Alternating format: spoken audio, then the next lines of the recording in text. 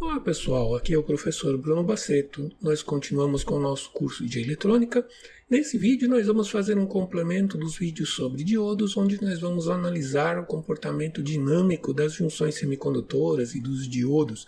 E o nosso objetivo vai ser criar um modelo matemático que represente as propriedades dos diodos que vão depender do tempo, da variação dos sinais de tensão e de corrente quando esses forem variáveis. Então o que nós vamos ver no vídeo de hoje vai ser o comportamento das junções quando eu tiver correntes e tensões variáveis. Nós vamos ver que os diodos ou qualquer junção de material semicondutor vai apresentar propriedades que são capacitivas. Elas vão incluir capacitâncias, que vão ser as capacitâncias de junção e de difusão. A partir daí, nós vamos utilizar essas propriedades que nós vimos para construir um modelo dinâmico do diodo, que também é chamado modelo de pequenos sinais. Então, vamos lá! Até agora, nós consideramos esses diodos aproximadamente ideais. Então, a gente não considerou determinados fenômenos que acontecem na prática. Por exemplo, nós estamos agora tratando de tensões e correntes que são variáveis. E será que esses dispositivos semicondutores eles vão se comportar exatamente da mesma forma com tensões e correntes variáveis e com tensões e correntes que são constantes? Na verdade, não. Nós vamos observar esses fenômenos agora para a gente obter um modelo do diodo mais próximo da realidade. Vamos considerar esse circuito em que nós temos um clipper, só que agora nós estamos colocando uma fonte de tensão quadrada. Então, uma fonte de tensão que vai variar de uma tensão positiva a uma tensão negativa muito rapidamente. Então, nos interessa saber o que é que vai acontecer com a tensão na nossa carga. Então, como a gente pode imaginar, esse diodo vai conduzir durante o semiciclo positivo dessa onda quadrada e durante o semiciclo negativo ele vai estar cortado. Então, nós já podemos prever as formas de onda que nós vamos observar aqui. Enquanto a fonte está positiva, o diodo está conduzindo. Quando a polaridade da fonte se inverteu, o diodo interrompe o seu processo de condução e a tensão na saída permanece em zero. Então, esse circuito clipper ele está removendo o semiciclo negativo da minha forma de onda. Vamos sobrepor essas formas de onda para a gente observar o que está acontecendo. Um dos fenômenos que vão acontecer em um diodo de verdade, a gente já conhece. Se a gente olhar lá em cima, nós vamos ver que há uma diferença de potencial entre o que entra e o que sai do diodo, e essa diferença de potencial é o nosso potencial de junção que a gente já conhece. E a gente já sabia que isso ia acontecer, inclusive nós já tínhamos modelado o diodo usando uma fonte de tensão quando ele está polarizado diretamente. Então, na verdade, ele não é exatamente um curto-circuito, existe uma queda de tensão em cima dele. Se nós observarmos também o que acontece ali durante o semiciclo negativo, uma das coisas que nós observamos nós já sabíamos também. Existe uma corrente de fuga, uma corrente reversa, que é um valor pequeno, mas existe, que multiplicado pela nossa resistência da carga vai dar uma tensão que não é zero, vai ser uma tensão negativa que vai aparecer ali. Então, diferentemente de um diodo ideal, quando esse diodo está reversamente polarizado, ele não é exatamente um circuito aberto. Mas observe que aconteceu também um outro fenômeno logo no instante da transição. Você está vendo ali que a corrente aumentou rapidamente e depois voltou para o seu valor de regime. Isso se parece muito com a curva de um capacitor, alguma coisa que foi carregada. Então você está vendo que houve um pico de corrente negativa e que essa corrente depois tendeu à corrente de regime, que é a nossa corrente reversa. Então você pode ver que existe alguma coisa semelhante a um capacitor aí dentro dessa forma de onda. Nós podemos observar um fenômeno equivalente a esse se nós observarmos o que está acontecendo ali durante o processo de condução do diodo. Então você está vendo que antes de eu chegar naquela tensão máxima, existe um processo lento em que a corrente vai aumentando progressivamente. Exatamente como se esse dispositivo fosse um capacitor e ele estivesse sendo carregado. Essas duas curvas aparentemente capacitivas que nós observamos aqui têm origem em dois fenômenos físicos diferentes. Para a gente conseguir entender esses fenômenos, vamos considerar o que acontece com um diodo ou uma junção de material semicondutor qualquer quando ela está exposta a uma tensão variável. Então, como nós vimos antes, o que está acontecendo é que a largura da nossa zona de depleção ela está se modificando com o tempo conforme a tensão de entrada está variando. Você percebe que quando esse diodo está reversamente polarizado, a nossa zona de depleção aumenta rapidamente e quando ele está diretamente polarizado, essa zona de depleção diminui, mas ela nunca se torna zero. Ela sempre existe. O que está acontecendo enquanto nós estamos alterando a tensão e a corrente em cima desse dispositivo, nós estamos provocando uma modulação na nossa zona de depleção. Se você se lembrar bem, essa zona de depleção ela é formada por cargas elétricas que estão fixas dentro do material. Considerando o que acontece na nossa zona de depleção, você percebe que existe uma energia armazenada ali e quando essa zona de depleção muda de tamanho, essa energia precisa ser deslocada. Da onde vai vir essa energia? Justamente da corrente que está fluindo através da junção.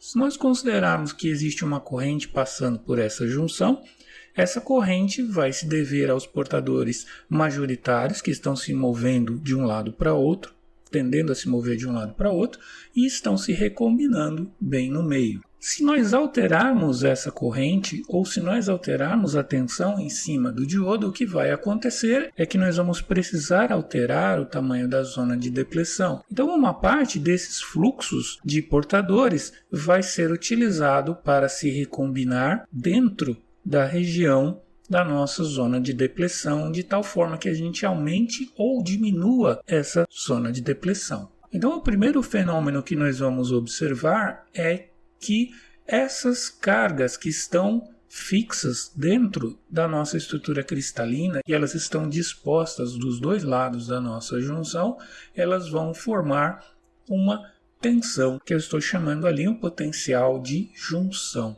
E quando essa tensão for modificada, principalmente quando o diodo estiver reversamente polarizado, o que vai acontecer é que eu vou precisar movimentar cargas para dentro e para fora dessa zona de depleção para que a gente ajuste o tamanho dessa zona de depleção. Você já percebeu que isso vai funcionar exatamente como se fosse um capacitor. Na verdade, ele se parece com um capacitor. Eu tenho cargas dispostas de um lado e de outro, um campo elétrico armazenado aí, e isso é justamente um capacitor. Então existe uma capacitância em torno da junção que nós vamos chamar de capacitância de junção. Então essa capacitância vai ter influência quando essa tensão variar. No momento em que essa tensão variar, nós vamos precisar alterar essa disposição de cargas que está aí, e isso vai funcionar como um capacitor que pode ser carregado ou descarregado de acordo com a variação nessa tensão. O outro fenômeno vai acontecer quando nós variarmos a corrente que está atravessando o diodo. Então vamos imaginar que existe uma corrente atravessando o diodo e o que significa isso é que os portadores majoritários eles estão trafegando através da junção. Em grande parte, esses portadores eles vão se recombinar nas proximidades da junção. Então eles podem se mover na direção do campo elétrico, atravessar a junção e depois de algum tempo eles vão acabar se recombinando e é justamente esse fenômeno que dá origem a essa corrente que atravessa a junção. Mas agora vamos imaginar que essa corrente foi modificada, ela mudou, ou ela aumentou ou ela diminuiu. Vamos supor que ela diminuiu. Então vamos considerar uma certa inércia nos nossos portadores majoritários que acabaram atravessando a junção, mas como a corrente diminuiu, eles ainda não tiveram a possibilidade de se recombinar. E isso sempre vai acontecer, é que os portadores majoritários que atravessam a junção se tornam portadores minoritários do outro lado, e enquanto eles não se recombinarem, eles são cargas móveis e elas vão estar dispostas na vizinhança da junção. Esse fenômeno vai ser bastante observado na hora que essa corrente for modificada. Vai haver uma tendência desses portadores, que agora são portadores minoritários, de criarem esse campo elétrico, e isso funciona novamente como se fosse um capacitor. Esse é um outro fenômeno que vai ter a ver com a mudança na corrente que atravessa o diodo. Nós vamos chamar essa capacitância desse dispositivo nessa circunstância de capacitância de difusão. Nós podemos calcular essas capacitâncias do diodo através dessas expressões que nós estamos vendo aqui. Então, a capacitância de junção ela vai ser significativa quando o diodo estiver reversamente polarizado. E ela vai depender da tensão na qual o diodo está submetido. Então essa capacitância vai ser esse quociente que depende da tensão a qual o diodo está submetido e da tensão direta desse diodo, VF. O CJ0 é a capacitância do diodo quando ele tem a sua junção em equilíbrio térmico sem nenhuma tensão aplicada nela. Já a capacitância de difusão, ela vai ter efeito justamente quando o diodo estiver diretamente polarizado, estiver circulando uma corrente. Então você está vendo que essa corrente aparece nessa expressão. A capacitância de difusão vai ser diretamente proporcional à corrente que atravessa o diodo. Esse fator tal é chamado de tempo de trânsito e está relacionado com o tempo que leva para um portador majoritário atravessar a junção e se recombinar. Então esse é um parâmetro que vai depender da geometria do dispositivo, vai depender da forma como ele foi construído, vai depender da dopagem que ele tem. Então quando nós consideramos tensões e correntes que são variáveis, a gente não pode desprezar esses fenômenos que são capacitivos e podem ter valores significativos dentro de uma junção semicondutora ou de um diodo. Então nós vamos criar um modelo que inclui essas capacitâncias. Vamos lembrar do nosso modelo estático do diodo que nós vimos em uma aula anterior, na qual nós fizemos uma linearização desse diodo no seu ponto de operação. Então o nosso diodo real, que não era ideal, ele vai ser substituído por aquelas propriedades elétricas que nós tínhamos enumerado. Então eu tinha um diodo ideal, uma tensão direta, uma fonte de tensão direta que representava a nossa queda de tensão na barreira de potencial e um resistor série, que representava a resistência desse dispositivo que permitia relacionar a tensão e a corrente.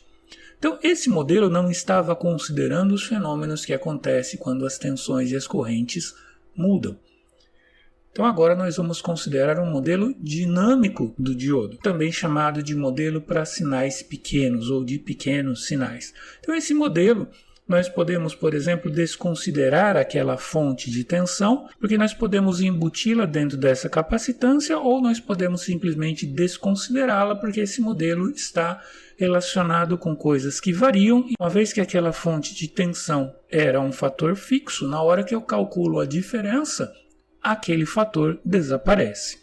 Então, o nosso modelo dinâmico ele vai ser diferente conforme o diodo estiver polarizado diretamente ou reversamente. No caso da polarização direta, nós temos a nossa resistência série, que é a mesma do modelo estático de diodo, só que agora nós incluímos uma capacitância de difusão. Então, justamente a capacitância de difusão é aquela que depende da corrente, então ela é representada nesse nosso circuito por um capacitor. No caso da polarização reversa, nós temos a corrente reversa, que é modelada por uma fonte de corrente, e nós temos um capacitor, a nossa capacitância de junção. Então essa capacitância nós vimos que ela vai ter grande efeito quando a tensão sobre os terminais do diodo, no caso a tensão reversa, for alterada. Então sempre que nós tivermos um circuito semicondutor que esteja submetido a uma tensão variável ou uma corrente variável, nós vamos precisar, em algum momento, considerar essas capacitâncias. Perceba que o efeito dessas capacitâncias ele vai ser bastante pronunciado quando nós tivermos frequências altas.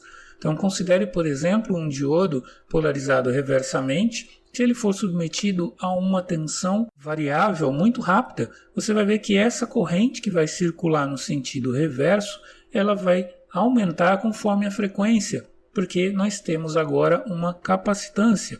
Então a nossa capacidade do diodo de filtrar um sinal negativo vai ser limitado em frequência, dependendo dessa capacitância de junção.